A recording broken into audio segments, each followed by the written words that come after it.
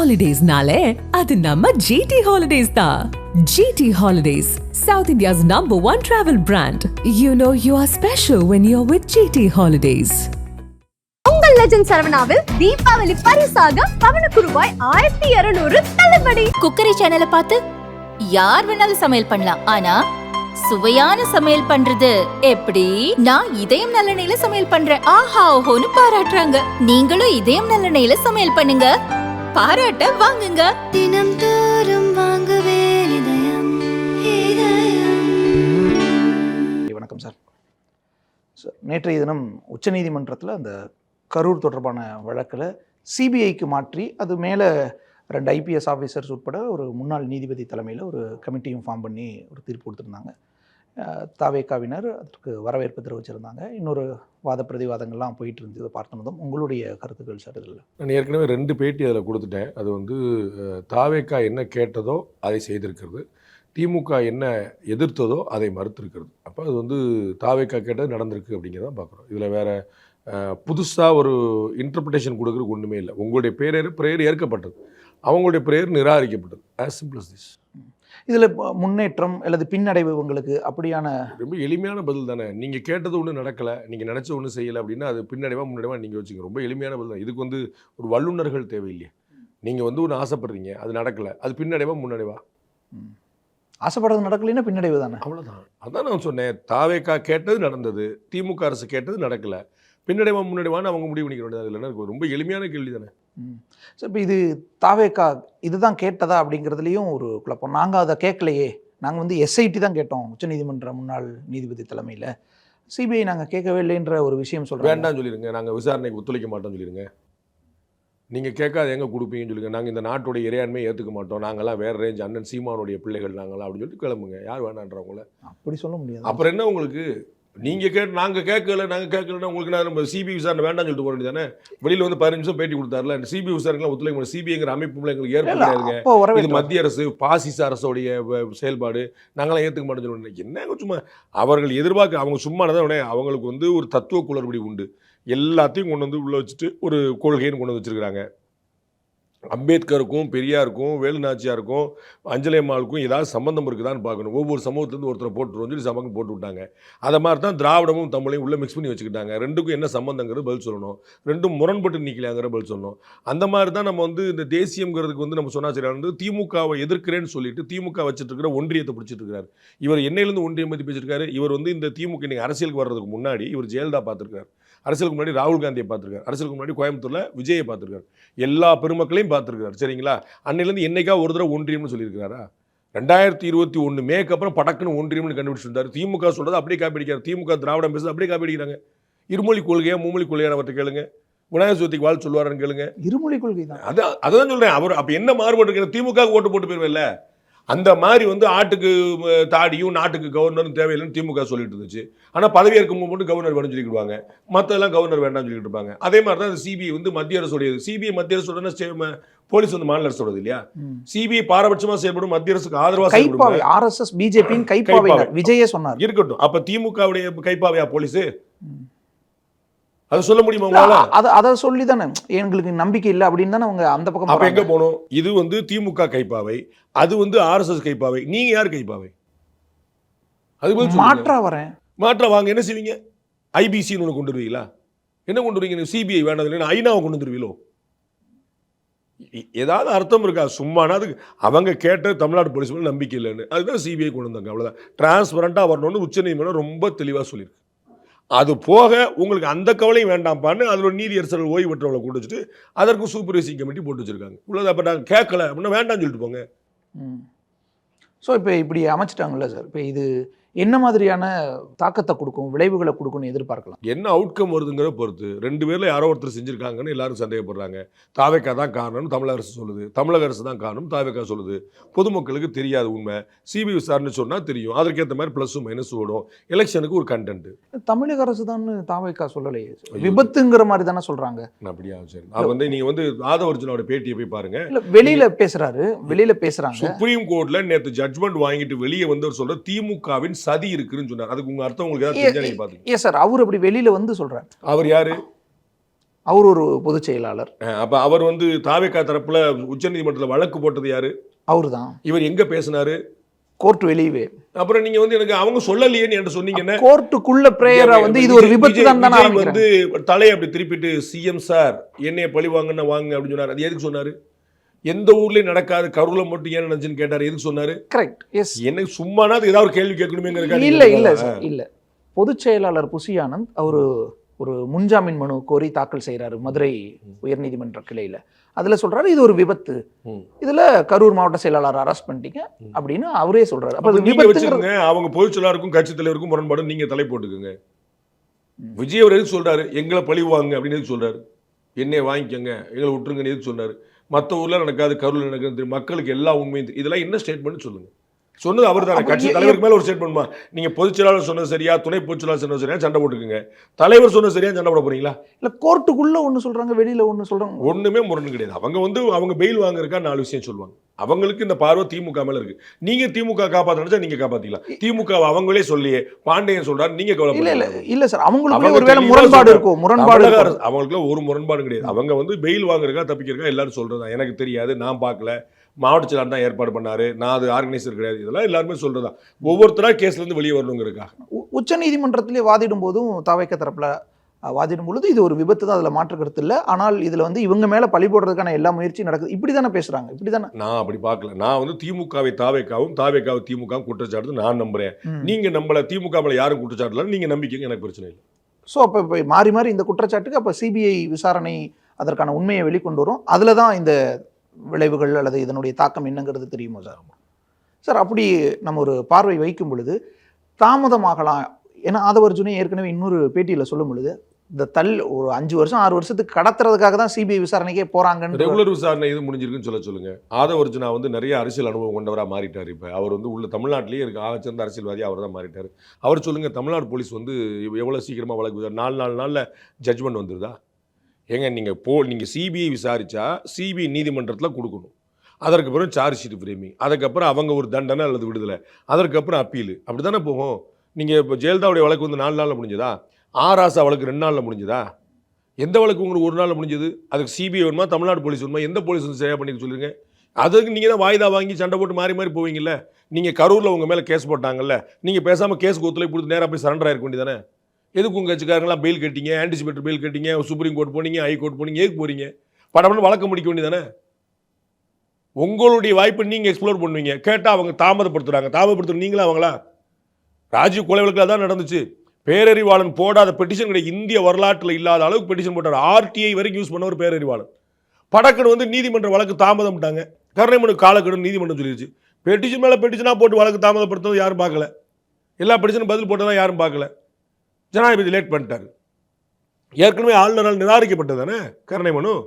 அப்போ நீதி வாய்ப்புகளை பூரா நீங்கள் பயன்படுத்திக்கிட்டு அப்புறம் அவங்க சரியில்லைன்னு சொன்னால் இதற்கிடையில் சார் சிபிஐ வசம் மாறினதோ அல்லது இந்த சூழல் கரூரில் இப்படி ஒரு துயரமான சூழல் நடந்ததை கூட விஜயை பாஜக பக்கம் அல்லது என்டிஏ பக்கம் நகர்த்தும் அப்படின்னு சிலர் சொன்னாங்க. இல்லை அதுதான் ஒரே வாய்ப்பு விஜய்க்குன்னெல்லாம் சொன்னாங்க. அதை நோக்கி இப்போ நகருதோ, அப்படி பார்க்கலாமா? அரசியல் ரீதியாக ஒரு பிஜேபி பக்கம் நகராரான்னு நான் பல முறை சொன்னது போல் டிசம்பர் மாதத்துக்கு முன்னாடி தெரியாது. அவர் தன்னுடைய பயணத்தை தொடர்வார். கரூரில் போய் பாதிக்கப்பட்டவர்களை சந்திப்பார். அக்கம் பக்கத்தில் நாமக்கல் மாவட்டம், ஈரோடு மாவட்டம்லாம் போய் சந்திப்பார். அதற்கு பிறகு தன்னுடைய பிரச்சார பயணத்தை 2வது கட்டமாக தொடக்குவார். அதில் கொஞ்சம் சீரியஸாக பேசுவார். அப்புறம் டிசம்பர் ஜனவரிக்கு பிறகு தான் தன்னுடைய டோனை மாற்றுவார். இது எல்லாமே ஏற்கனவே சொல்லிட்டோம், புதுசாக சொல்கிறதுக்கு ஒன்றும் இல்லை. ஆனால் இந்த தீர்ப்புனால பிஜேபிக்கு போவார்னு ஒருத்தர் நினைச்சாருன்னா சொன்னார்னா அது கண்டெம்ட் ஆஃப் கோர்ட். ஏன்னா சிபிஐ விசாரணைக்கு உத்தரவிட்டது மத்திய அரசு இல்லை. சிபிஐ விசாரணை வேணுமா வேண்டாமாங்கிற கேஸில் ஒரு பார்ட்டி கூட இல்லை மத்திய அரசு. இது ஸ்டேட் கவர்மெண்ட்டுக்கும் தாவேக்காங்கிற ஒரு கட்சிக்கும் நடக்கிற பிரச்சனை. இது காவிரி பிரச்சனை மாதிரி இருந்துச்சு. நாங்கள் சென்ட்ரல் கவர்மெண்ட் ஒரு பார்ட்டியாக இருக்கும், சைடில் நீ வந்திருக்கப்பா அப்படின்னு உனக்கு சொல்லி தான் சொல்லலாம். இதில் சம்மந்தமே டிஎம்கே கவர்மெண்ட், டிவிகே பார்ட்டி 2 பேரும் சண்டை. அப்போ இதில் சிபிஐ விசாரணைக்கு உத்தரவிட்டது நீதிமன்றம். உங்கள் தகவலுக்காக நீதியரசர், தலைமை நீதியரசர் பிஆர் கவாய் அவர்களுடைய சகோதரர் வேற ஒரு கட்சி நடத்திட்டு இருக்கிறார். கவாய் அவருடைய சகோதரர் கூட பிறந்த வேற ஒரு கட்சி நடத்திட்டு இருக்காரு. யாரா சந்தேகப்பட்டாங்களா? ஆனால் அவர் வந்து நீங்கள் பிஜேபி சப்போர்ட் பண்ணுவார்னு நினைச்சீங்கன்னா அது அவரை இழிவுபடுத்துறது இல்லையா? சாதாரணமாக புரிந்து கொள்ள வேண்டிய விஷயம். அவங்க நியாயமாக அவங்களுக்கு என்ன தோணுதோ அது முரண்படும். அதெல்லாம் ஒரு நாளைக்கு ஒரு பிஜேபிக்கு சாதமாக இருக்கும், ஒரு நாளைக்கு பிஜேபி எதிராக இருக்கும், ஒரு நாளைக்கு தாவேக்கா கார்வாக இருக்கும். அது அவங்க ஒவ்வொரு இடத்துலையும் நம்ம பார்த்துருக்கோம். உயர்நீதிமன்றத்தில் மதுரை கிளை வேற ஒரு தீர்ப்பு வழங்கிச்சு, சென்னை வேற தீர்ப்பு வச்சு. இதையுமே உச்சநீதிமன்றம் கருத்தில் கொள்ளுது. அவங்க வந்து சிபிஐ வேணும்னு சொன்னால் மாட்டேன்னு சொல்லிட்டாங்க. யாரு? மதுரை கிளை. நீங்க என்ன எஸ்ஐடி போடுறீங்க? அப்போ போலீஸ் விசாரணை வேண்டாம் தான் அர்த்தம். போலீஸ் விசாரணை வேண்டாம் முடியாது சிபிஐக்கு போக வேண்டியதானே இந்த உயர்நீதிமன்றத்தை கேள்வி எழுப்புது. அப்போ இங்கேயே முரண்பட்ட பார்வை. அப்படி முரண்பட்ட பார்வை இருக்குங்கனால உள்நோக்கம் கேப்பிச்சு அது வந்து அவதூறு, கண்டெம்ப்ட் ஆஃப் கோர்ட். சிபிஐ விசாரணைக்கு உத்தரவிட்டுருச்சு, அப்போ பிஜேபி கூட வந்து தாவேக்கா போதாங்கிறது சிபிஐ விசாரணைக்கு உத்தரவிட்ட உச்சநீதிமன்றத்தை அவமதிக்கும் செயல். இப்போ உச்சநீதிமன்றம் உத்தரவிட்டதெல்லாம் இல்லை சார், சிபிஐ விசாரணையில் இருக்கிறதுனால. சிபிஐ விசாரணைக்கு வந்துட்டா காக்கா உட்கார பணம்பலம் விழுந்த கதை மாதிரி சிபிஐ விசாரணைக்குள்ள வந்துட்டா சிபிஐ அமித்ஷா கண்ட்ரோல்னா இப்படி ஒரு ஆயத்தை எடுப்பாங்க, அப்படி ஒரு லிங்க் பண்ணி. திமுக பிரமுகர் பாலியல் வன்முறையில் ஈடுபட்டாருன்னு ஒரு வழக்கா தமிழ்நாட்டில் இருக்கா இல்லையா? நான் உங்களுக்கு வழக்கல் ஊர் சொல்லவா, இருக்குதா இல்லையா? திமுக பிரமுகர் பாலியல் வன்முறையில் ஈடுபட்டுட்டாரு அப்படின்னு ஒரு கேஸ் வந்து ஒரு அம்மா கொடுக்குது. நடக்கிறது திமுக கவர்மெண்ட். தமிழக முதலமைச்சர் திமுக தலைவர், அவர் தான் உள்துறை அமைச்சர், அவருக்கு கீழே தான் போலீஸ் வருது. அந்த போலீஸ் எப்படி திமுக எதிராக வந்து வேலை பார்க்கும்? இந்த கேள்வியில் தான் நியாயம் இருக்குதா? அதை ஏத்துக்கிறீங்க, ரொம்ப நியாயமா செயல்படும்னு. தமிழக காவல்துறை சுதந்திரமாக செயல்படுது, சிபிஐ மட்டும் கொத்தடிமையா செயல்படுமா? என்ன எனக்கு உங்களுக்கு புரியவே இல்லை. தமிழ்நாடு மம்தா பானர்ஜி எதுக்கு பொம்பளைங்க எல்லாம் லேட் நைட்ல வெளியே போறீங்க, அதான் இந்த பிரச்சனை அப்படின்னு சொல்லியிருக்கு. ஒரு மீடியா இங்க காட்டுங்க, இன்னைக்கு தலைப்பு செய்தி போட்டு விவாதம் பண்ண ஒரு மீடியா காட்டுங்க. பிஜேபியில ஒடிசால இருக்கக்கூடிய ஒரு கவுன்சிலர் இந்த வார்த்தையை சொல்லியிருந்தாருன்னா தலையில தொங்க விட்டுருப்பீங்க. உங்க சௌரியம்லாம் அப்படித்தானே இருக்கு. பிஜேபி எது செஞ்சாலும் குத்தம், எது செய்யாட்டாலும் குத்தம். மற்றவங்க எது செஞ்சாலும் புத்தர்கள் தான் எல்லாம். மம்தா பானர்ஜிக்கு தமிழ் நீங்க ட்வீட் போடுற ஆள் தான். நீங்க ட்வீட் போட்டிருக்கீங்களா சொல்லுங்க, எவ்வளவு பணம் ட்வீட் போடுவீங்க? உங்க ட்வீட்டை போட்டு மம்தா பானர்ஜி பெண்ணா ஆனால் கேட்டிருக்கீங்களா? நீங்க மனசாட்சி இருக்குதா மம்தாக்குன்னு கேட்டிருக்கீங்களா? தமிழ்நாட்டில் ஒரு பத்திரிகையாளர்கள் காட்டுங்க, ஒரு டிவி டிபேட் காட்டுங்க. எல்லாரும் இந்த விஜய் கரூர் இஷ்யூல ஃபோக்கஸ். ஏன் சார் பாலியல் வன்முறையில வந்து ஈடுபட்டு இருக்கான் ஒரு மாநிலத்துல, அதை கண்டிக்கிறதுக்கு துப்பு இல்ல, கைது பண்றதுக்கு துப்பு இல்ல. பெண்கள் 10 மணிக்கு வெளியே ஏன் போறீங்கன்னு கேட்பீங்க. இதே வார்த்தை நீங்க தான் சொல்லுங்க, இதே வார்த்தையை நீங்க பிஜேபியில் ஒருத்தர் சொல்லி என்ன பண்ணிருப்பீங்க? யாருன்னே தெரிஞ்சிருக்காது, எடுத்து தலைப்பு வந்து தொங்க விட்டுருப்பீங்களா இல்லையா? அப்ப சிபிஐ விசாரணைன்னா நடுவில் சிபிஐ விசாரணை சார், உள்துறை அமைச்சர் சார், தமிழ்நாட்டு உள்துறை அமைச்சர் யார் சார், போலீஸ் யார் கண்ட்ரோல் இருக்கு சார், அவர் எந்த கட்சி தலைவர் சார்? அப்ப திமுக தலைவராக இருக்கக்கூடிய தமிழக முதலமைச்சருடைய கீழே இருக்கக்கூடிய போலீஸ் நியாயமா செயல்படும். பாஜக தலைவராக இருக்கக்கூடிய அமித்ஷா உள்துறை அமைச்சர் இருந்தால் அவர் கீழே கூடிய சிபிஐ சரியா செயல்படாது. இல்ல தமிழ்நாடு போலீஸ் மேலேயே இந்த விமர்சனம் வந்து அப்படி சிபிஐ தமிழ்நாடு போலீஸை நம்புறேன். நான் ஒரு நாள் விட்டு கொடுத்ததுல நீங்க ட்ராக்கரை கார்டு பார்த்து 26 வருஷமா நான் பேசுனால எங்க நான் மாத்தி பேசுறேன். 26 வருஷமா நான் தான் சொல்றேன், நீதியரசர் சந்துரு லெஃப்ட் லீனிங் உள்ளவர். அவருடைய செயல்பாட்டை ஒரு நாள் நம்ம நீதிமன்றத்தில் விமர்சிக்க கிடையாது. நீங்க இல்ல, நான் இல்ல, தமிழ்நாடு விமர்சிக்க கிடையாது. தலைமை நீதியரசர் பிஆர் கவாயோட சொந்த சவர் கட்சி நடத்திருக்கார், நாம விமர்சிக்கல. இன்னைக்கு இந்த உச்ச நீதிமன்றத்துடைய விமர்சனத்துக்குள்ளான நீதியரசருடைய குடும்பத்தினர் கட்சியில் இருந்திருக்காங்க. நம்ம அவருடைய நீதிமன்ற தீர்ப்பை ஒரு நாள் நம்ம சொன்னதில்லை. நாம கூடாது. நீங்க சொல்லுவீங்க சார், சிபிஐ விசாரணை சொன்னீங்கல்ல இப்ப 2 நிமிஷம் முன்னாடி. இல்ல சிபிஐ வந்துருச்சுன்னா இப்படி வந்துரும் சொன்னது யாரு? நீங்க தப்பான ஆளு, உங்கள்ட்ட கொடுத்தாங்கன்னா அப்புறம் அவர் சரியானாலா? நீங்க தப்பான ஆள் சார், உங்கள்ட்ட ஒரு ரெஸ்பான்சிபிலிட்டி கொடுக்குறாங்க. இல்ல சார், ஒரு அச்சத்தை நான் பதில் சொல்லுங்க சார். ஒரு நெருக்கடி. நான் திருடன், ஏன்ட்ட சாவி கொடுத்தீங்கன்னா கொடுத்தவன் திருடனா திருடன் இல்லையா? நான் திருடன் அறிவிக்கிறேன், தெரிஞ்சிருக்குது சரிங்களா? நீங்க சிபிஐ மேல சந்தேகம் வச்சிருக்கீங்க, நீதிமன்றத்துக்கு ஏன் இல்ல? அப்ப நீதிமன்றம் உள்கூத்தா? முடியாதுல்ல சார், பேச முடியாதுங்கிறதுக்காக இல்லைங்க. நான் நம்புறேன், நீங்க நம்பல. நீங்க என்ன சொல்றீங்க? பிஜேபினா சந்தேகத்துக்குரியது, டிஎம்கேனா சந்தேகத்துக்கு அப்பாற்பட்ட சீசரின் மனைவி. நான் அந்த இடத்துல இல்லை. இன்னொரு பக்கம் சார், இப்போ இந்த நிகழ்வு நடந்த அன்னைக்கே மூத்த பத்திரிகையாளர்கள்லாம் சொன்னாங்க, என்டிஏக்கு போனால் தான் அவர் தப்பிக்க முடியும், காப்பாற்றப்படுவார் அப்படின்னு சொல்றாங்க. அடுத்தடுத்த நாட்களில் வேறு சில பத்திரிகையாளர்கள் இவர் என்ன கொலை பண்ணாரா? 41 பேர் அப்படி ஒரு மேல குற்றச்சாட்டு இருக்கா? முதல்ல நடந்தது கொலைன்னு ஒரு குற்றச்சாட்டு இருக்கா? இவர் வந்து அதிகபட்சமா தப்பு பண்ணியிருந்தாரு அப்படின்னு ஒரு சார்ஜ் நீங்க ஃப்ரேம் பண்ண முடியும் விஜய் மேலன்னா கவனக்குறைவாக இருந்தல் தான் இருக்கும். அவர் கொலை பண்ணல, மர்டர் கிடையாது சரிங்களா? அப்புறம் வந்து இவர் தப்பிச்சுவார் இல்லாட்டி சொல்றாங்க. சொன்னாங்கன்னா அவங்கள போய் கேளுங்க, என்னையே கேட்குறீங்க? ஒவ்வொருத்தர் சொல்றதுக்கு நான் சொல்லி விளக்கம் சொல்றேன். நான் திமுக அதிமுக பாஜக காங்கிரஸ் சொல்றதுக்கே நான் விளக்கம் சொல்ல முடியல. நீங்க சொல்ற மூத்த சொன்னாங்களா நான் என்ன செய்ய முடியாது? அது அவங்கள போய் கேளுங்க, என்ன சார் கணக்குன்னு கேளுங்க. அவர் எப்படி அவர் போய் கொண்டாரா? 41 பேர் கழுத்தை நெரிச்சாரா? போபால் விசவாயில காரணமா இருந்து தண்டிக்கப்பட்டவங்களுக்கே ஒண்ணுமெல்லாம் போயிட்டாங்க அவங்க. அதுக்கப்புறம் அவன் நூற்றுக்கணக்காக இருந்துக்க ஒன்றும் நடக்கலை. இதில் கவனக்குறைவு காரணங்கள் நம்ம வந்து மறுக்கவே இல்லை. யாருடைய கவனக்குறைவு தான் நம்ம கேள்வி எழுப்பிட்டு போலீஸும் கழுத்தை நெரிச்சிட்டு நான் சொல்ல மாட்டேன். உங்களுக்கு புரியுங்களா? இதில் திட்டமிட்ட சதி பின்னாடி எதாக இருந்தாலும் விசாரிக்கிறாங்க. காவல்துறை சரியில்லைன்னு தாவேக்கா சொல்லுது. காவல்துறை கழுத்தை நெரிச்சிட்டு நான் சொல்ல மாட்டேன். தாவேக்கா கழுத்தை நெரிச்சாங்க நான் சொல்ல மாட்டேன். புரியுங்களா? திரு செந்தில் பாலாஜியோடைய பேட்டியை பாருங்க, தாவேக்கா எவ்வளோ குற்றம் சாட்டுறான்னு தெரிஞ்சிடும். திரு ஆதவர்ஜனோட பேட்டியை பாருங்க, திமுக எவ்வளோ குற்றம் சாட்டுறான்னு தெரிஞ்சிடும். அதுதான் உண்மை தெரியட்டும் நான் சொல்லுவேன். மாறி மாறி இப்படி வச்சுக்கிறாங்க, உண்மை தெரியட்டும் சொல்லுவேன். அப்ப நமக்கு தேவை இங்க உண்மை தெரியுதாங்கிறது தான். நமக்கு வந்து நம்பிக்கை இருக்கு. சிபிஐ விசாரணைக்கு பிறகுதான் தெரியும். அதனால கூட்டணி மாறுமா, அதனால உண்மை வந்துருமா, அதனால சிபிஐ வந்து பாரபட்சமா, இந்த அபத்தமான விஷயத்துக்கு நான் போக விரும்பல. எடப்பாடி பழனிசாமி அவர் ஒரு ஊர்வலம் போயிட்டு இருக்காரு, ஒவ்வொரு தொகுதியாக போய் மக்களை சந்திக்கிறாரு. அப்போ அந்த இதில் நாமக்கல் மாவட்டத்தில் பேசும்போது கொடிகள், தாவேக்கா கொடிகள், இந்த நிகழ்வுக்கு பிறகு அதில் எடப்பாடி பழனிசாமி திமுக அரசை விமர்சனம் செய்ததுலேருந்தே தாவேக்கா கொடிகள் அங்கங்கே எடப்பாடி பழனிசாமியினுடைய கூட்டங்கள் இருக்குது. இப்போ அந்த கூட்டத்தில் பார்த்துட்டு அங்கே பாருங்கள் கொடி தெரியுதா அப்படிங்கிறாரு, எழுச்சி தெரியுதுன்றாரு, அச்சாரம் போட்டாங்க, பிள்ளையார் சொல்லி போட்டாங்க அப்படின்றாரு. அப்போ இதற்கான அர்த்தம் என்னவாகுது? அதிமுக தாவேக்கா வரணும் என்று எதிர்பார்க்கிறது. அது வந்தால் அவருக்கு லாபம்னு எல்லாருக்கும் தெரிந்திருக்கிறது. இப்படி சொன்ன உடனே குமாரபாளையத்தில் பெரும் குரல் பெரிய ஆச்சரியமான கூக்குரல் இருந்துச்சு. இந்த சத்தம் உங்களுக்கு கேட்கிறதா ஸ்டாலின் அவர்களேன்னு சொன்னாரு. ஏன்னா அவருக்கு பெரிய உற்சாகம். அப்ப ஏடிஎம்கே இஸ் எக்ஸ்பெக்டிங் டிவிக்குங்கிறது எல்லாருக்கும் தெரியுமே. இதுல நீங்க என்ன கண்டுபிடிச்சீங்க? இந்த சார் ஒரு 1.5 மாசத்துக்கு முன்னாடி மதுரை அவர் இதுவரைக்கும் மாநாட்டுல அதிமுகவை சேர்த்து விமர்சிச்சாரு, நாமக்கல்ல விமர்சிச்சு இருக்காருங்க, அன்னைக்கு காலையில விமர்சிச்சிருக்காருங்க.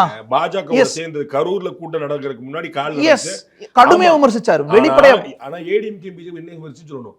நான் 100 முறை சொல்லியிருக்கேன், நீங்க ஏங்க விமர்சிக்க மாட்டீங்க? அவங்க என்னைக்கு விமர்சிச்சாங்க நீங்க சொல்லுங்கன்ற. நீங்க இன்னைக்கு வந்து பாருங்க பச்சை கொடி காட்டாங்கன்னு சொல்லி சொல்றீங்கல்ல. எடப்பாடி பழனிசாமி உள்ளிட்ட அதிமுகவினர் யாராவது, திரு நயினார் உள்ளிட்ட பாஜகவினர் யாராவது தாவேக்கா விமர்சிச்சிருக்காங்களா? நீங்க இவங்க சொல்ல மாட்டாங்க. ஆனா அவர் கடுமையா விமர்சிச்சாங்க. இது அததாங்க என்னங்க கண்டுபிடிச்சீங்கன்ற நான் தானங்க முதல்ல சொல்லிட்டு இருக்கிறேன். இவர் விமர்சிக்கிறாரு, இவங்க வந்து அடங்கி போறாங்க, அமைங்கி போறாங்க, ஏன் போறாங்கன்னு சொல்லிட்டு இருக்கிறேன்ல. அதுதானே தொடருது. அப்ப அதிமுக வந்து தாவேக்கா கூட்டணி விரும்புகிறதா அப்படின்னு அதிர்ச்சி எனக்கு புரியலையே. கொடி பறக்குது, பிள்ளையார் சொல்லி போட்டாங்க. பிள்ளையார் சொல்லி போட்டாங்கன்னாவே என்ன ஆயிடுச்சு சார்? பேசிட்டோம்னு அர்த்தம் ஆயிருதுல்ல. இது அவர் ரொம்ப தெளிவா இன்னொரு பேட்டியில சேலத்துல சொல்லியிருக்கிறாரு. நானும் திரு விஜயும் இதுவரைக்கும் ஒரு முறை கூட பேசல. நான் வந்து சம்பவம் நடந்து இரங்கல் தெரிவிக்க போனேன். என்னுடைய கடமை நான் முடிச்சா நாங்கள் பேசலாம். அதுதான் நான் நம்பணும். அதுவும் பேசவும் மாட்டாங்க. அதற்கு பின்னாடி பலவேறு ஆட்கள் பேசிட்டு இருப்பாங்க. திரு எடப்பாடி பழனிசாமியும் திரு விஜயும் பேசினாங்கன்னு அது வந்து ஃபைனல் கன்க்ளூடிங் காலாக இருக்கும். ஓகே. அதற்கு முன்னாடி ஃபீலர்ஸ் விட்டு நிறைய நலம் உரிமைகள் எல்லா பக்கமும் இருப்பாங்க, எல்லா கட்சிக்கும் இருப்பாங்க. காங்கிரஸும் தாவேக்காவும் பேசுது, அம்மா மக்கள் முன்னேற்ற கழகம் தாவேக்காவும் பேசுது, தாவேக்காவும் அதிமுகவும் பேசுது, பாஜகவும் தாவேக்காவும் பேசுது, எல்லாருமே பேசிக்கிட்டு இருப்பாங்க. அது ஓடிக்கிட்டே இருக்கும். எது மெட்டீரியலைஸ் ஆகுங்கிறது பேச்சுவார்த்தை முடிவு தான் தெரியும். டீலிங் கம்ப்ளீட்டாக முடியும். அதிமுக இப்படி பேசுது, எடப்பாடி பழனிசாமி இப்படி பேசுறார், தாவேக்கா தரப்புல இருந்து மௌனம் தான் வருதுன்னா அப்ப மௌனம் சம்மதத்திற்கு அறிகுறிங்கிற மாதிரி எடுத்துக்க மாட்டாங்களா? இவ்வளவு நாள் விமர்சிச்சாங்க, இப்ப அமைதியா இருக்காங்கன்னா நீங்க அடுத்த மீட்டிங் கிட்ட போகும்போது தானங்க தெரியும் உங்களுக்கு அவர் ஏதாவது அரசியல் பேசிட்டாரா, இதை பத்தி பேசாம இருக்காருன்னு சொல்றேன். சார், எந்த கட்சியுமே எந்த கட்சி தலைவருமே இன்னொரு கட்சி கூட்டத்துல தங்கள் கூட்டணியில் இல்லாத இன்னொரு கட்சி கூட்டங்கள்ல தங்கள் கொடிகள் பறக்குது, தங்கள் தொண்டர்கள் போறாங்கன்னா ஒண்ணு அப்படி போகக்கூடாது, போனவங்க மேல நடவடிக்கை எடுப்போம்னு சொல்லுவாங்க. இல்லையா அவங்க என் தொண்டர்களே இல்லை, அவங்களே இப்படி செட் பண்ணிக்கிறாங்க, இதுக்கு எங்களுக்கு சம்மந்தம் இல்லைனாவது சொல்லுவாங்களோ, ஒரு விளக்கம் கொடுப்பாங்களோ, ஒரு சின்ன ட்வீட்டாவது வரும்ல. அதனால பல முறை சொன்னேன், தேவேந்திரன் கேட்கிறாருங்கிறதுக்குலாம் விளக்கம் கொடுக்க முடியாது. நான் இப்ப கேட்டேனே, நீங்க மம்தா பானர்ஜிக்கு ஏன் நீங்க ட்வீட் போடல சார்? நீங்க மம்தா காசு வாங்கிட்டீங்களா? பெண்கள்ங்க நீங்க வெஸ்ட் பெங்கால் யூபில நீங்க ஒரு மேட்டர் நீங்க எடுத்து போடல, உங்க ட்வீட் எடுத்து வெஸ்ட் பெங்காலே போட்டுருக்கோம் சார். ட்வீட் ரெகுலரா ஃபாலோ பண்ணி நான் உங்களுக்கு யூபி எடுத்து போடவா? உங்களுக்கு நீங்க எடுத்து போடுவா? யூபி இருக்கும் சார், பீகார் இருக்கும் சார். பிஜேபி எதிரா நீங்க எடுத்து ட்வீட் எடுத்து காட்டிடுவா? நிறைய இருக்கும் சார், மம்தாவுமே இருக்கும். என்ன காட்டுங்க? மம்தா நீங்க ஞாபகப்படுத்தி ஒண்ணு சொல்லுங்க. சும்மா உட்கார்ந்து 10 நிமிஷம் எடுங்க, ரோலிங்ல போட்டு 10 நிமிஷம் எடுங்க, ஒண்ணு ஞாபகப்படுத்தி சொல்லுங்க. மம்தா திமுக கூட ஏன் கூட்டணி வைக்கலன்னு கதறி இருப்பீங்க சார். மம்தா பானர்ஜி படக்குன்னு கண்டிச்சு எந்த நேரத்துலயும் இருக்குல்ல சார். அதுதான் அவங்களுக்கு தெரியும் எந்த நேரத்துல பண்ணணும். நீங்க சொல்லவும் பண்ணலாம். தமிழ்நாடே பாக்குதுல்ல சார், பிரதான எதிர்க்கட்சி தலைவர் இல்ல சார். ஆமா. அப்ப அவரே இப்படி சொல்றாரு, இவங்க அமைதியா இருக்காங்கன்னா அவங்க பாத்துக்கிடுவாங்கன்னு அர்த்தம். இன்னொரு பக்கம் சார், டிடிவி தினகரன் இந்த விஷயங்களை கடுமையா விமர்சிக்கிறார்ல. எடப்பாடி பழனிசாமி விஜயோட தலைமைக்கு ரெடி ஆயிட்டாருன்னு சொல்றாருல. ரொம்ப தெளிவா நம்ம பார்த்தோம். அவர் திரு டிடிவி அவர்கள் திரு எடப்பாடியை ஏற்கிறது இல்லைன்னு முடிவு பண்ணியிருக்கிறார்.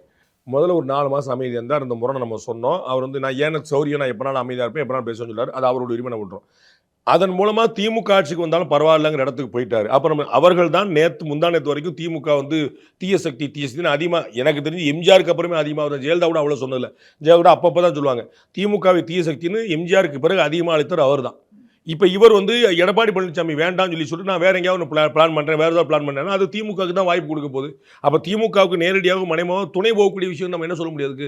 அது அவருடைய உரிமை, அவருடைய கட்சி. நம்ம வந்து இந்த கட்சியில் சேருங்க அந்த கட்சி சேருங்க நம்ம சொல்ல முடியாது. அவருடைய உரிமை. அதனால எடப்பாடி பழனிசாமி என்ன செஞ்சார்? எடப்பாடி பழனிசாமி என்ன செஞ்சார்? எங்கே இறங்கி போனார்? நீங்கள் கூட்டணிக்கு ரெடியாக இருந்தீங்க, எந்த சீட்டு வேண்டான்னு சொல்லும் போது அது வந்து பெருந்தன்மை.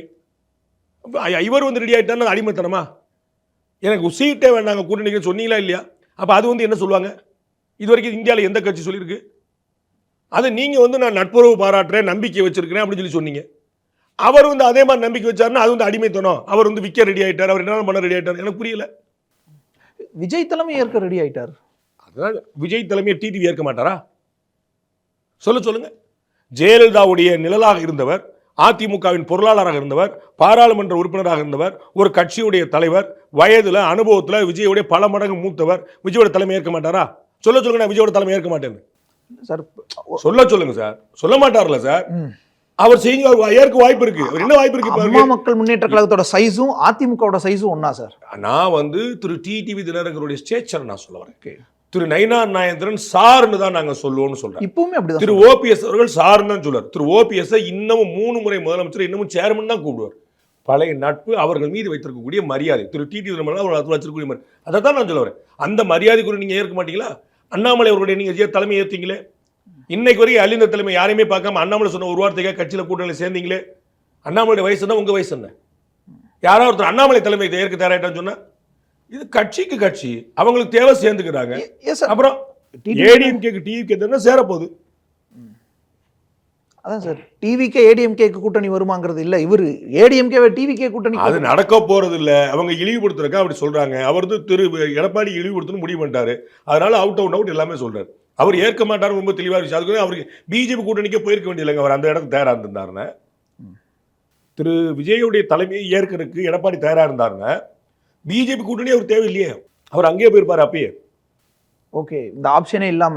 ஆனால் அது லாஜிக்கலாகவும் இருக்காது இல்லை சார். ஏடிஎம்கே வந்து டிவிகேவுடைய தலைமையை ஏற்க தயாராக இருந்தால் பாஜக கூட்டணியே அவங்களுக்கு தேவைப்பட்டிருக்காது. அவங்க அது வேண்டான்னு முடிவெடுத்து நான் அறிந்த வகையில் அது வந்து உறுதிப்படுத்த முடியாது. அந்த ஃபீலர்ஸ்ன்னு சொல்லக்கூடிய 2ஆம் கட்ட 3ஆம் கட்ட நபர்கள் மட்டும் பேசும்போது முதல் கட்டமாக சொல்லப்பட்டது என்னென்னா, ஆளுக்கு பாதி சீட்டு யார் முதலமைச்சருங்கிறது தேர்தலுக்கு பிறகு பார்த்துக்கிட்டோம் அப்படின்னு சொல்லி. அதற்கு பாஜக எவ்வளவோ பரவாயில்லன்னு வந்துட்டார். பாஜக நம்மளை ஒரு நாள் இழிவுபடுத்தினால அவர் வந்து பல முறை வெளிப்படையாக சொல்லியிருக்காரு, நாங்கள் நன்றியை மறக்க மாட்டோம், பாஜக எங்களுக்கு செய்த நன்றியை மறக்க மாட்டோம்னு சொல்லியிருக்கிறாரு திரு எடப்பாடி பழனிசாமி. சென்ட்ரல் கவர்மெண்ட் வந்து நாங்கள் 4.5 வருஷம் கவர்மெண்ட் வந்து அவ்வளோ சப்போர்ட் பண்ணியிருக்கோம், அதுதான் உண்மை. இடையில என்ன ஆச்சோ அவங்க மாற்றி சொல்லிட்டு இருந்தாங்கன்னு வச்சுக்கோங்க. இன்னைக்கு சொல்லிட்டு இருக்கிறது உண்மை. அது கண்கூட பார்த்துட்டு நம்ம 100 முறை தரவுகளை காட்டியிருக்கோம். அப்போ இருக்க பாஜக நம்மளை ஒரு நாள் இழிவுபடுத்தினால ஏதோ ஒரு கணக்காக நம்ம பாடு உட்காந்து பாட்டுக்கான அர்த்தம் இல்லை. இவங்க நம்மகிட்ட வந்து பாதி சீட்டு கேட்கறான்னு அடுத்த வேலையை பார்க்க போயிட்டார். அவ்வளோதான். அப்போ இதை இன்னைக்கு ஏற்கிற வந்து அன்னைக்கு ஏற்று போயிருப்பாரு, பிரச்சனையே கிடையாது. வானதி சீனிவாசன் அவங்க இன்னைக்கு பேசும்போது கூட ஒரு ஸ்ட்ராங்கான கூட்டணி அமைப்போது, ஸ்ட்ராங்கான அணி ஒன்று வரப்போகுது, ஒரு ஃபோர்ஸ் ஒன்று வரப்போகுதுன்னு சொல்றாங்க. அது விஜய் தானோ அப்படின்னு அடுத்த கேள்வி கேட்குறாங்க. எனக்கு அதுக்கு பதில் தெரிலங்க. தமிழகம் எதிர்கட்சி தலைவர் திரு எடப்பாடி பழனிசாமியே சொன்னார் ஒரு பிரம்மாண்டமான கட்சி வரப்போகுதுன்னு. எனக்கு தெரிஞ்சு திமுக அதிமுக தவிர பிரம்மாண்டமான கட்சி தமிழ்நாட்டில் இல்லை. இந்த பிரம்மாண்டம் சொல்லக்கூடிய 20% மேலே ஓட்டு 2 கட்சி தமிழ்நாட்டில் அவங்க தான். திமுக வராது. நான் வேற ஒன்று திமுக தெரியலையே, நான் ஏற்கனவே சொன்னேன் நான். பட் 2வது பெரிய கட்சி அதிமுக தான். அதிமுகவே சொல்லக்கூடிய பிரம்மாண்டமான கட்சின்னு எனக்கு ஒன்றும் தெரியலைங்க. அது வந்து என்ன கட்சின்னு அவர் யார் எப்படி காம்ப்ளிமெண்ட் பண்ணுறாருன்னு தெரியல. அவர் கூட வர்றவங்களாம் பிரம்மாண்டமான கட்சி தான் சொல்கிறாரோ நம்ம தெரியல.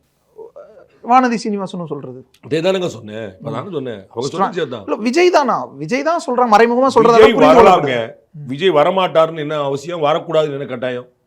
ஏன் உங்களுக்கு வந்து கூட்டணி வந்துடக்கூடாது, ஜெயிச்சிடக்கூடாது, உங்களுக்கு எரிச்சல், நீங்க பண்ணிக்கங்க, எனக்கு என்ன பிரச்சனை? அவருடைய கட்சி அவர் முடிவெடுக்கிறாரு. நான் சொல்றேன் டிசம்பர்ல தான் முடிவெடுப்பாங்கன்னு சொல்றேன். அதிமுக பாஜக கூட்டணியில தாவேகா சேர்ந்தா 200 சீட் உத்தரவாதம். நான் உங்களுக்கு ஏற்கனவே சொன்னது எதையுமே நான் மாற்றி சொல்ல. திமுக கூட்டணி உடையாமல் யாருக்கும் வெற்றி இல்லை, அதிமுக இல்லாத எந்த அணிக்கும் வெற்றி இல்லை. அதிமுக தாவேகா சேர்ந்தா ஆப்வியஸ் வெற்றி. 200 சீட் கண்ணு மூடி அடிச்சிருவாங்க. 2011 ரிசல்ட் வந்து நிற்கும். ஓகே, ஆட்டோமேட்டிக்கா வந்துடும்.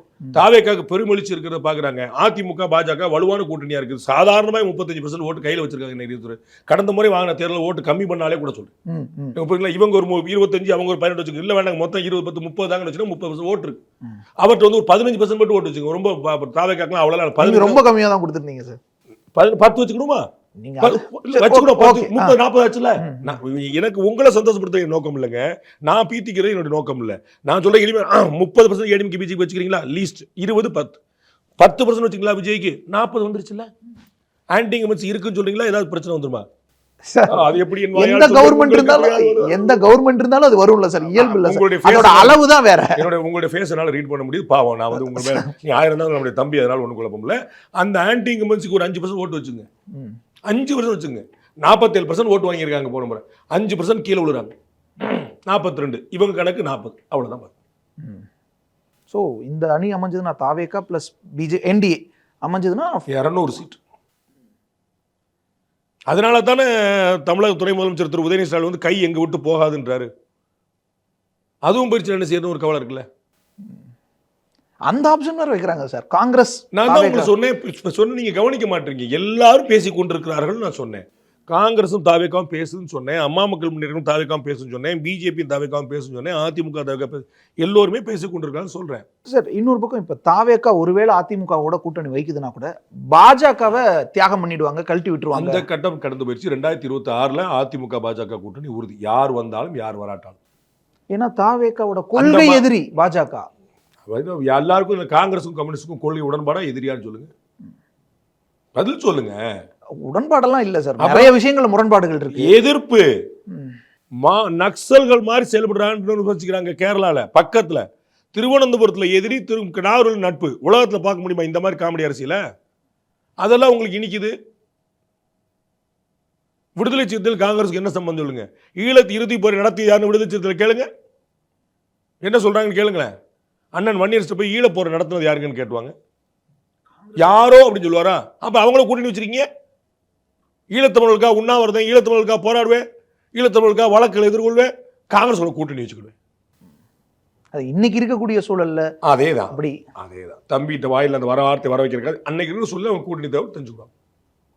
ஆனா இன்னைக்குமே கடுமையாக எதிர்க்கிறாங்க பாஜகவை தாவேகா. அதான் அதிமுகவோட கூட கூட்டணி வச்சிருவாங்க போல, ஆனா பாஜகவை கழட்டி விட்டுருவாங்க வாதம். உங்களுடைய ஆசை நிறைவேறாது. டிடிவி தினகரன் மறுபடியும் உங்களுடைய ஆசை நிறைவேறாது. யார் சொன்னாலும் அவரோட ஆசை நிறைவேறாது. அதிமுக 2026 பாஜக கூட்டணியிலிருந்து விலகாது, ஒன்றா இருப்பாங்க. 26 அவங்களுக்கு ஒரு பெரிய அஜெண்டா இருக்குது. ரொம்ப தெளிவுக்கு பிறகு கன்வின்ஸ் ஆகி ஒரு கூட்டணி வச்சிருக்காங்க. கம்பல்சரில் வந்த கூட்டணி இல்லை, ரொம்ப கன்வின்ஸ் ஆகி ஒரு கூட்டணி. எல்லா ஆப்ஷன்ஸையும் அனலைஸ் பண்ணி 2 பேருக்கு ஒரு வாய்ப்புல தெரிஞ்சு, 2 பேருக்கும் நல்லது தெரிஞ்சு, நாட்டுக்கு நல்லது தெரிஞ்சு, பல விஷயங்களை ஆலோசனை பண்ணி அவங்க முடிவு வந்திருக்காங்க. அதனால தான் எந்த குளறுபடியிலும் ஈடுபடும். ஸோ வந்தா இந்த ஏடிஎம்கே பிஜேபிக்குள்ள தான் டிவிகே சேரும். சேர்றதா இருந்தா டிவிகேல என்டிஏ சேராது, டிவிகே கூட என்டிஏல டிவிகே சேரும். Okay sir. வந்தா அப்புறம் திருப்பியும் சீட் ஷேரிங்கே சிக்கலா இருக்காதா சார்? அது குழந்தை பிறந்தோடனே பேர் வச்சிடலாம், கவலைப்படாதீங்க. குழந்தை பிறந்தோடனே பேர் வச்சிரும். ஜம்மு ஆம்பளை பொம்பளைன்னு சொல்லுங்க, பேர் வச்சிரும். 15 ஆப்ஷன் இருக்கு, கவலைப்படாது. நீங்கள் உங்கள் சீட் ஷேரிங்க பாருங்கள் சார். காங்கிரஸ் வந்து 114 ஃபோக்கஸ் பண்ணணும்னு சொல்லிச்சு, அது என்ன ஷேரிங்னு கேளுங்க. நாங்கள் இருக்கிறதுல கூட கேட்போம்னா என்ன ஷேரிங்னு கேளுங்க. இப்போ 2 கம்யூனிஸ்ட் கட்சிக்கு எவ்வளோ சீட் கொடுப்பீங்கன்னு சொல்லுங்க. மதிமுக வந்து சொந்த சின்னத்தில் போட்டிடுமா, உதயசூரியன் சின்னத்தில் போட்டிடுமா? பதில் சொல்லுங்க. போன தடவையே உதயசூரியன்ல தான் சார் போட்டிட்டாங்க. இந்த மாதிரி உதயசூரியன் அப்படிதானே அறிவிக்க சொல்லுங்க. அண்ணன் தமிழக முதலமைச்சர் அறிவிக்க வேண்டாம், அண்ணன் டிகே சிலங்கன்னு அறிவிக்க சொல்லுங்க. அண்ணன் ஆர்எஸ் நாங்கள் வந்து உதயசூரியன் சின்னம் தான், போட்டிடுனா போட்டி விடுங்க, போங்கன்னு சொல்லுங்க. போன முறை 2021 கொடுத்த ஆளுக்கு 6 சீட், வர்றவங்களாம் வரிசையில் இல்லைங்க, இல்லாட்டி கிளம்புங்கன்னு சொல்லுங்க. உங்களுக்கு தான் எவ்வளோ இருக்க. எஸ்டிபி உங்க கூட வந்துருச்சு, தமிழ் முன்சாரி உங்க கூட வந்துட்டாரு, ஜவஹர்லால் அவங்க கூட தொடர்றாரு, தேமுதிக வந்தாலும் வந்துடும், பாமக இழுத்தாலும் இழுத்துருவீங்க, எவ்வளோ பேசுறாங்க. அப்போ நீங்கள் கழட்டி விட்டுருங்க எல்லாத்தையும். 6 சீட்டு வந்தால் வாங்க, வராட்டி போங்கன்னு சொல்லிடுங்க. உதயசூரியன் சின்னம் தான், இல்லாட்டி யாரும் போட்டிடுவோம் நான் சொல்லிடுங்க. இல்ல சார், அங்க அந்த கூட்டணி கொஞ்சம் பாருங்க சார். அங்க சீட் ஷேரிங்ல வந்து எவ்வளவு ஏடிஎம்கே 6ங்கிறது 8 9 அப்படி பிரச்சனை, சொந்த சின்னமா உதயசூரியனான்ற பிரச்சனை அப்படி. ஆனா இங்க தாவேகா பாதிக்கு பாதின்னு கேட்ட கட்சி இல்ல. அவங்க பாத்துட்டு நீங்க ஏன் சார் கவலைப்படுறீங்க? பாப்போம், அவங்க கூட்டணி உருப்படாம போனா உங்களுக்கு சந்தோஷம் தானே, நீங்க ஏன் கவலைப்படுறீங்க? யாரும் உருப்படாம போனா சந்தோஷம். ஐயோ, உங்களுக்கு தெரியுங்க நாட்டு மக்கள் கூட பாவத்தை. இன்னொரு பக்கம் சார், சீமான் அவர்கள் கடுமையான விமர்சனங்களை இந்த நேரங்களில் முன்வைக்கிறார். நாம் தமிழர் கட்சியினர் மிக தீவிரமா இந்த நேரங்களில் விஜயும் தாவேகாவினரையும் கடுமையான விமர்சனங்கள். அவர்களுடைய உயரத்தை அவர்கள் குறைத்துக் கொள்கிறார்கள். அதை வந்து வம்படியாக செஞ்சாங்கன்னு செஞ்சுட்டு போக வேண்டியதான். நம்ம அதில் என்ன செய்ய முடியும்? நம்ம பல முறை அதை வந்து குறிப்பிட்டு காட்டியிருக்கிறோம். நம்ம எப்படி மேலே வைக்கிறோங்கிறத பார்க்கணும். பாரத பிரதமர் நரேந்திர மோடி ஒரு சாதாரண காரியகர்த்தாவாக இருந்தார். அதுக்கப்புறம் வந்து குஜராத் முதலமைச்சர் ஆகிறார். குஜராத் முதலமைச்சராக இருக்கும்போது பாகிஸ்தானுடைய அதிபர் பர்வேஸ் முஷராஃபுக்கு சவால் விடுவார். பாரத பிரதமர் மன்மோகன் சிங் சவால் விடுவார். அப்புறம் பாரத பிரதமர் ஆகிட்டார். இப்போ ட்ரம்ப்புக்கு சவால் விடுறாரு. உங்களுக்கு புரியுங்களா? அப்படி தான் மேலே மேலே பார்க்கணும். தமிழக முதலமைச்சர் பிரதமர் தான் விமர்சிக்கிறார். அதிமுக பொதுச் செயலாளர் தமிழக முதலமைச்சர் விமர்சிக்கிறார். அண்ணாமலை தமிழக முதலமைச்சர் விமர்சிச்சார். அப்படி தான் அடுத்தடுத்த லேயரில் இருக்க விமர்சிப்பாங்க. இவர் எதுக்கு அங்கே அப்போ அவரே ஒத்துக்கிட்டாரு விஜய் என்னை தாண்டி போயிட்டாருன்னு. நீங்கள் நேற்று வரைக்கும் திமுக விமர்சிக்க போய் தான் உங்களுக்கு இந்த ஓட்டு. அதிமுக சரியான எதிர்க்கட்சியாக இல்லை, பாஜக சரியான எதிர்க்கட்சியாக இல்லை, ரெண்டுமே வேண்டாம் எனக்கு அப்படின்னு நினைக்கிறவங்களுக்கு மாற்றா நீங்கள் இருந்தீங்க. நீங்கள் வந்து இல்லைனா விஜய்க்கு தான் எதிர்க்கட்சினா சரி விஜய் நீங்கள் போட்டி போடுங்க, விஜய் ஆட்டோமேட்டிக்காக உங்களை முந்திருப்பார். இல்லை நீங்கள் சொல்கிற மாதிரி திமுகவினுடைய அதே அச்சு பிரதியா அரசியல் எதிரி தான், ஆனால் கொள்கைகள்லாம் அதோடையே அப்படியே வரும்போது பாமக தவிர மற்ற எல்லாருமே தமிழ்நாட்டில் திமுக அச்சு பிரதிகள் தான். பெர்சன்டேஜ் வேரி ஆகிட்டு இருக்கும். பாஜக பாமக தவிர மற்ற எல்லாரும் திமுகவுடைய வேரைட்டி தான். அப்போ திமுக விமர்சிக்கிற மாதிரியே இவரையும் விமர்சிக்க வேண்டியதா இருக்கும் நாம் தமிழருக்கு. உங்களுடைய வேலை அது இல்லைன்ற. திமுக கூட்டணி கட்சியில் செஞ்சுட்டு போகுதுன்ற. உங்களுடைய இலக்கு என்ன? நீங்க பெரிதும் பெரிது கேட்டவராச்சேன்ற. அப்புறம் இங்க இந்த பக்கம் நீங்க சண்டை போட அவசியம் என்னன்ற. ஒருவேளை ஒரு அண்ணனா தெளிவுபடுத்துறாரு, அட்வைஸ் பண்ற டோனோ. தம்பி முன்னேறி போயிட்டே இருப்பாரு, அப்புறம் அண்ணா அங்கேயே இருக்க வேண்டியதான். உங்களுடைய எதிர்பார்ப்பையும் உங்களுடைய இலக்கையும் நீங்க தள்ளி வைக்காம நீங்க எப்படி அடைவீங்க?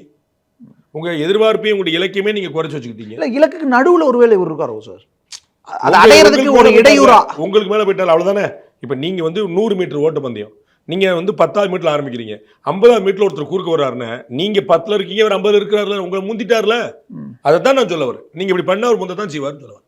முந்தினால ஒரு வேலை பண்றாங்களோ, அது அவருக்கு நட்டம். அவர் எதுக்காக பண்றாரு? எப்பயுமே நட்டம் தான். விஜயை எதிர்க்கிற வரைக்கும் சீமானுக்கு இழப்பு தான். ஓகே, இது திமுக சாதகமாயிடும்னு சிலர் சொல்றாங்க. அப்ப அது அந்த பொருள் அதெல்லாம் ஆகலாம். எல்லா எதிர் ஓட்டுகள் பெரிய பெரிய திமுக லாபம் தாங்க எல்லாருக்கும். யார் எடுத்தாலும், அதிமுக பாஜக எடுத்தாலும், பாஜக தாவேக்கா எடுத்தாலும், தாவேக்கா அதிமுக எடுத்தாலும், எதிர்கட்சிகள் பூரா பிளவுபட்டு கிடக்கும்போது லாபம் திமுக தானுங்க. ஸோ இப்போ இந்த நிகழ்வுகள் சார், இதன் தொடர்ச்சியாக வானதி சீனிவாசனோ உள்ளிட்டவர்கள்லாம் பேசுறது, என்டிஏக்குள்ளே விஜய் வந்துடுவார்னு ஒரு ஆருடங்கள்லாம் சொல்கிறது, இந்த ஒட்டுமொத்தமாக தமிழ்நாடு கள சூழல், அரசியல் சூழல் எப்படி இருக்குன்னு பார்க்கலாம். இதற்கு பிறகு டிசம்பருக்கு பிறகு தான் தெரியும். இன்னுமே இல்லை, எதுவுமே சொல்ல முடியாது. எல்லாருமே பேசிகிட்டே தான் இருப்பாங்க. முடிவு வந்து டிசம்பருக்கு பிறகு எடுப்பாங்க. நன்றி சார், உங்கள்கிட்ட நீங்கள் பண்ணுறது மிக்க நன்றி. தேங்க்ஸ் கண்ணா.